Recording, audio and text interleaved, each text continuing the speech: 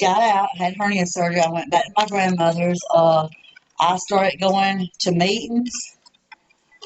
Everything was great in my life, but I was lonely. You know, they tell you in recovery, you know, to wait a year. By God, it was about 10 months. You hear me? And I was ready. Because, you know, I done good. I took suggestions this time, but I thought, you know, I was ready for that relationship. So I just went on ahead and got me a relationship. Boy, when I tell you this right here, well, I got had a couple more relationships I've tried out before this one, last one.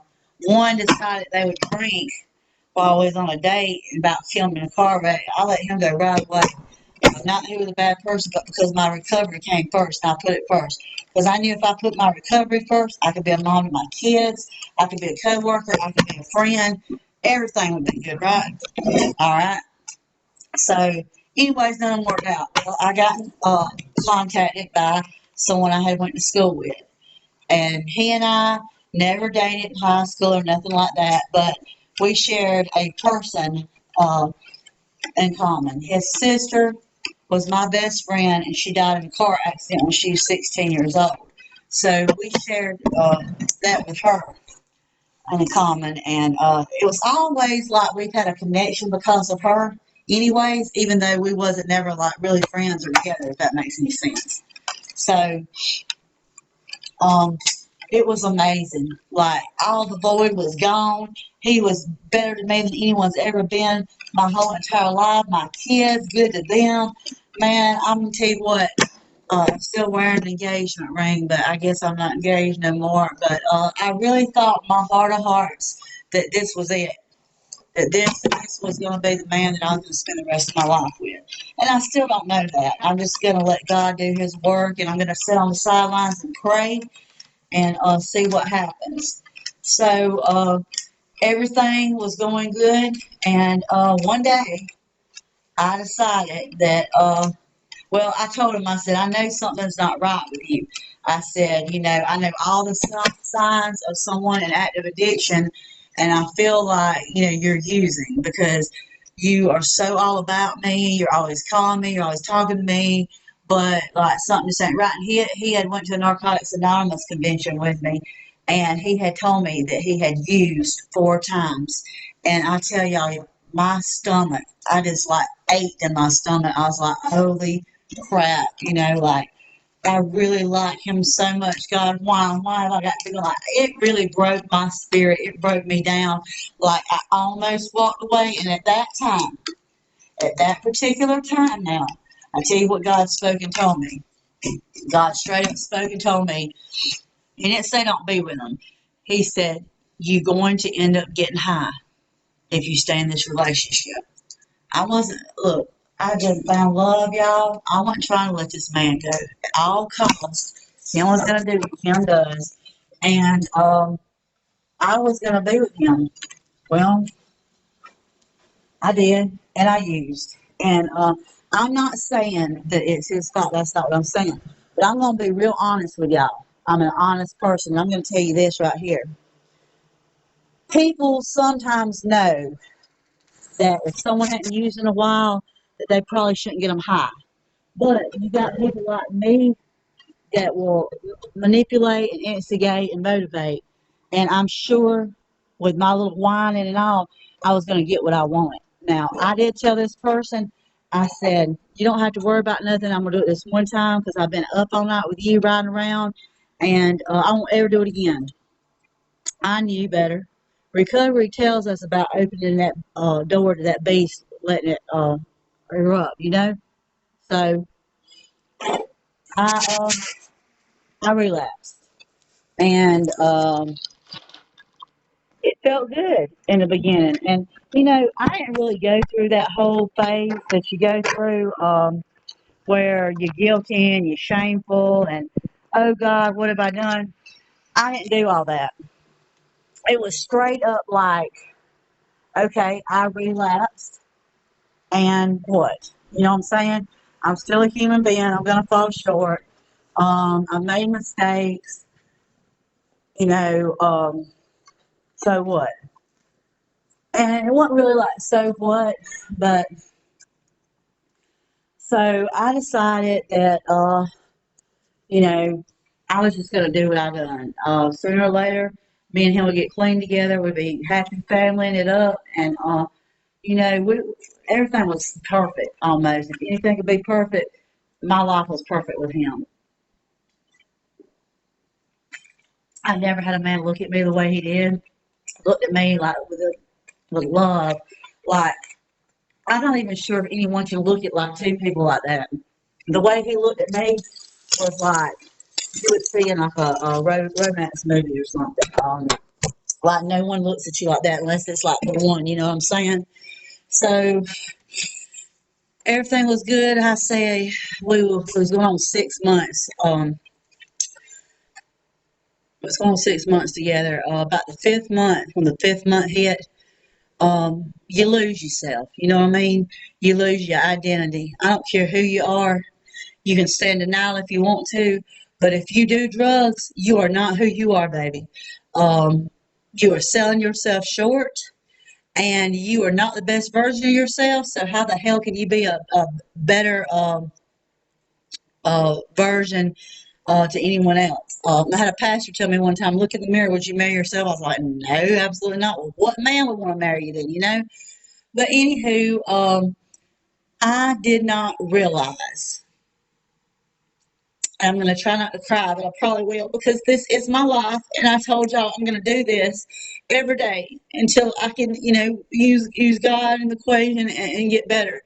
I did not know that I was being as bad as I was and that I was running him away because if I could go back in time, oh my God, would I have changed some stuff because I am brokenhearted and miserable and I'm hurting real bad right now. And, you know, um, it wasn't just one woman, it was a couple of different ones. He can say what he wants to, but I have messages. They contacted me. There's no reason they would lie. I don't guess some of them. I don't know. Anyways, if he would have loved me still like he used to, then he would be here with me right now. That's the reality of it all. And he told me the other day, he just left one day. Like, he didn't tell me he was leaving. Like, he left and he never came back. I was packed for us to go to the beach, and I never got to go to the beach because something told me get him away at the beach because, like, God speaks to me no matter what I'm doing, whether I'm doing right or wrong. And it was like God spoke to me and said, get him at the beach because if y'all have that time together, you can save y'all's relationship. I didn't realize that it was going to be over with, but I have hurt worse these last couple of weeks than any drug has taken me. Um, just about any funeral I've been to. Um, I'm alone by myself right now in my apartment, and I have a friend that's supposed to come over, so I don't have to be alone. Um, but I'm shattered right now. I've talked to a couple of people on the phone. I have reached out. I was going to try to go to a meeting tonight, but I didn't see that anyone commented on it. And that's okay because there's always tomorrow. But, you know, the love is not going away. But this is one thing how I know that I am in love with this man. Um, I want him to be happy. And if it means not being with me and him becoming the dad that his kids want him to be, and him being a good man, uh, I want him to be happy, and it doesn't have to be with me. However, I'm gonna keep praying, but God pretty much told me that's who's gonna be my husband, and that doesn't mean that it's gonna happen right now. It could be years down the road or whatever. Um, I know that he is in a place where he is struggling with getting clean and staying doing what he's doing. Um, I'm not completely perfect right now either. Um, Alcohol is a drug. Marijuana is a drug.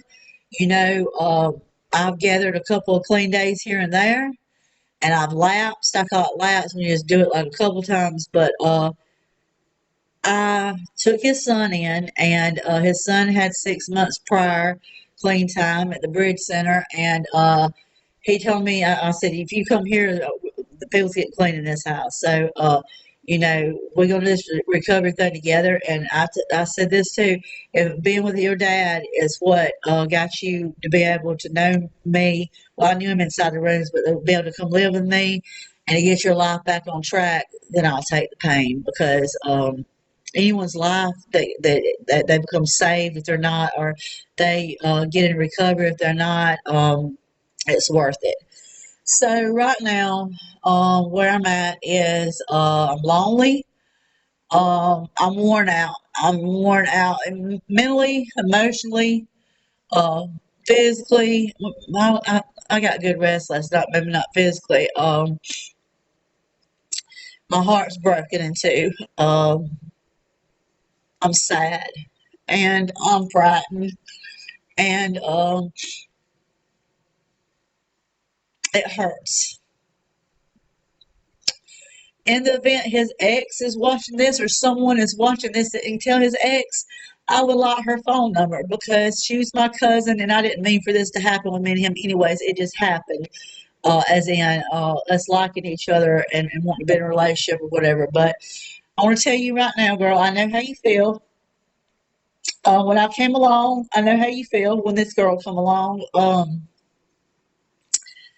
I love you. You my family. I'm sorry things happen the way that they have, but I love them too. And I don't know how you fix that. I don't know how, maybe one of us will find somebody else one day or whatever. But I sure ain't trying to tell you to leave him alone for me. But I wish for once in my life that I didn't have to compete with nobody. And you're not supposed to. They say if a man loves you, he loves you. But I just wish sometimes that I could just have my happily ever after now. But it's that timing thing. And in a bit, this man is not who the one I'm supposed to spend the rest of my life with, that's fine. I just think God has surrounded me now with good, positive people that love the Lord and do recovery. Um, so that's what's going on, with me. This is day one, like I say. That was like that'd be not this long any other time. That's my background. Um, that's where I'm at now. I need friends right now. I really don't have nothing but acquaintances. Um, I have friends in NA. I'm real bad about reaching out. I know that people in Narcotics Anonymous say, you got to reach out, you got to reach out. I'm going to reach out, but I need y'all to check up on me, and I need you guys show up at my doorstep, be present in my life because um, I surely need you. Um, to the woman he's with now, man, I don't hate you. Um, I'm a little resentful right now. I can't deal with being in the same room with you or seeing you with him, but I surely will pray that God will allow me to be able to get to the point where I can get along with you. That's going to be really hard because, like I say, this is different. I know this is the man that's the love of my life. Um, and I don't want violence. I don't want fighting because I'm a I'm a time bomb waiting to explode if I don't put God first in recovery. If I wasn't trying to be on the right path right now, I would be dangerous to society. Um, I do struggle with borderline personality disorder, and I have anger issues, and I rage out, and I black out, and I don't remember what I do.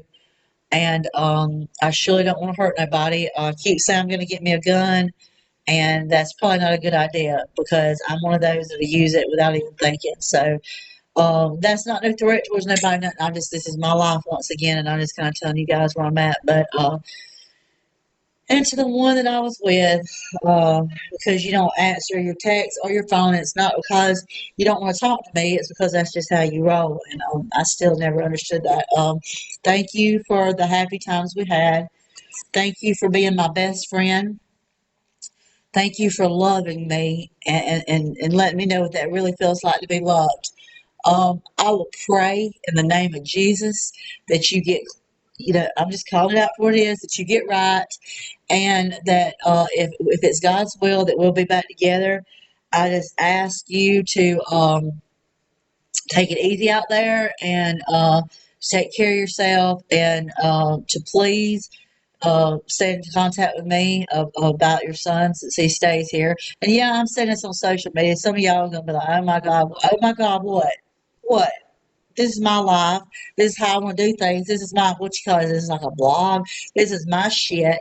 We're going to see what happens. We're going to see how God cleans my act up. I'm going to do Proverbs every day starting tomorrow. I'm going to go on here and do Bible study once a day too when I'm completely clean all the stuff. I'm not going to get on here and be no hypocrite. But I love y'all out there that love me and has believed in me. And I hope y'all have a blessed night and more will be revealed on the next day of my life tomorrow.